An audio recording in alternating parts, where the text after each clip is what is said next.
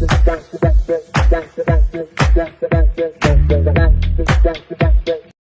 सभी का स्वागत है आपके अपने YouTube चैनल लेके ज्ञान पर। जैसे कि आपको पता है कि हमने कंपैरेटिव लॉ की एक सीरीज स्टार्ट की है जिसमें हमने लास्ट वीडियो में डिस्कस किया था ओम्बड्समैन इन स्वीडन।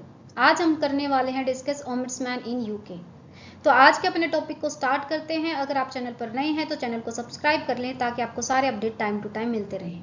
देखिए, जब हम यूके की बात करते हैं तो वहां पर दो इंस्टीट्यूट हैं, एक तो CAG controller and auditor general और दूसरा है पैक जिसे बोलते हैं पब्लिक अकाउंट्स कमेटी। ये जो दो इंस्टीट्यूट हैं इनका मेन काम होता है कि इन्हें एग्जामिन करना है कि सरकार ने पैसे को कहाँ पर लगाया है, जनता के पैसे को कहाँ पर खर्च किया गया है, कहीं पैसे को मिसयूज तो नहीं किया गया सरकार के द्वारा। आप बोल सकते हैं CAG and PAC work as a guardian of the financial accountability in UK. अब इसी मैकेनिज्म से एक नए मैकेनिज्म को डेवलप किया गया जिसका नाम ओम्बड्समैन है।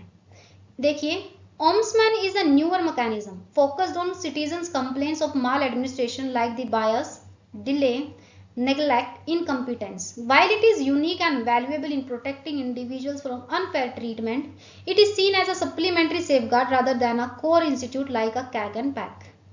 इसका मतलब जो Ombudsman है यहाँ पर आम जनता कंप्लेन कर सकती है अगर वो किसी सरकारी दफ्तर में जाते हैं, किसी विभाग में जाते हैं और किसी काम को करवाना चाहते हैं, लेकिन सरकारी विभाग उस काम को करने से मना करता है या फिर उसको डिले करता है या फिर उसमें नेग्लिजेंटली कुछ भी मतलब कि रैंडमली करके सिर्फ अपने आप को ये दिखाने के लिए, अपने रिकॉर्ड को कायम करने के लिए सिर्फ और सिर्फ रिकॉर्ड में डाल देता है कि हाँ ये चीज हमने कर दी, इन रियलिटी उन्होंने की नहीं।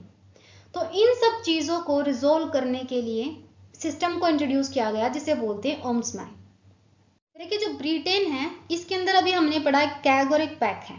जो कैग है इसके ऊपर लोगों को बहुत ज्यादा ट्रस्ट था, ये इंडिपेंडेंटली काम करते थे, ये चेकआउट करते थे, ऑडिट करते थे गवर्नमेंट की स्पेंडिंग्स को, मतलब कि गवर्नमेंट ने कहाँ पर पैसे को खर्च किया है, देन एक रिपोर्ट तैयार करके पार्लियामेंट को सबमिट करते थे। अब इसी सोच से एक नई सोच डेवलप होती है और उस नई सोच में क्वेश्चन किया जाता है if the CAG can check misuse of money, कि जिस तरीके से कैग मिसयूज ऑफ मनी को चेक कर सकती है, क्या उसी तरीके से हम किसी एक इंडिपेंडेंट ऑफिसर को नहीं बना सकते जो चेकआउट करे माल एडमिनिस्ट्रेशन, क्योंकि एडमिनिस्ट्रेटिव फंक्शंस जो होते हैं उनमें ऑफिसर्स अपनी पावर का मिसयूज तो नहीं कर रहे, इन सब चीजों को चेक करें। तो यहाँ से ब्रिटेन के अंदर 1967 में एक्सपेरिमेंटल तौर पे क्रिएट किया गया पार्लियामेंट्री कमिश्नर फॉर एडमिनिस्ट्रेशन जिसे बोलते हैं ओम्बड्समैन।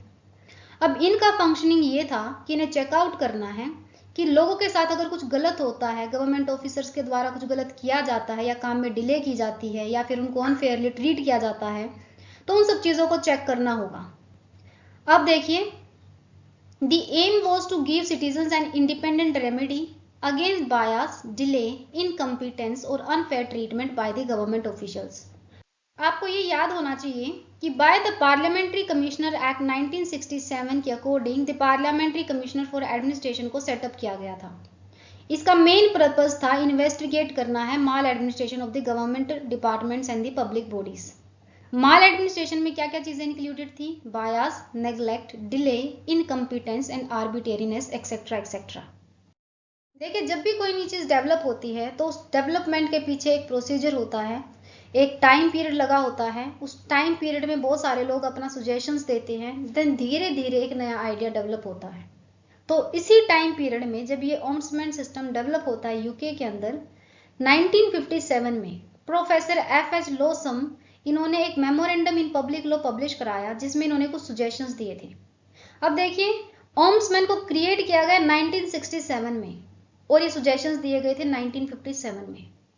इन्होंने कहा कि हमें एक नया ऑफिसर बनाना चाहिए जिसको हम कहेंगे इंस्पेक्टर जनरल ऑफ एडमिनिस्ट्रेशन, और इसका मेन काम होगा इन्वेस्टिगेट करना कंप्लेंट्स ऑफ माल एडमिनिस्ट्रेशन, मतलब कि जो गवर्नमेंट डिपार्टमेंट्स हैं उनकी फंक्शनिंग को चेकआउट करना।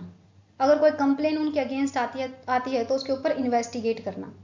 और इनका स्टेटस और टेन्योर ऐसा ही होगा जैसा कि कैग का होता है, और ये भी ऐसे ही काम करेंगे इंडिपेंडेंटली एंड सिक्योर होंगे जैसे कि कैग है, क्योंकि आपको पता है कि कैग के ऊपर लोगों को बहुत ज्यादा विश्वास था।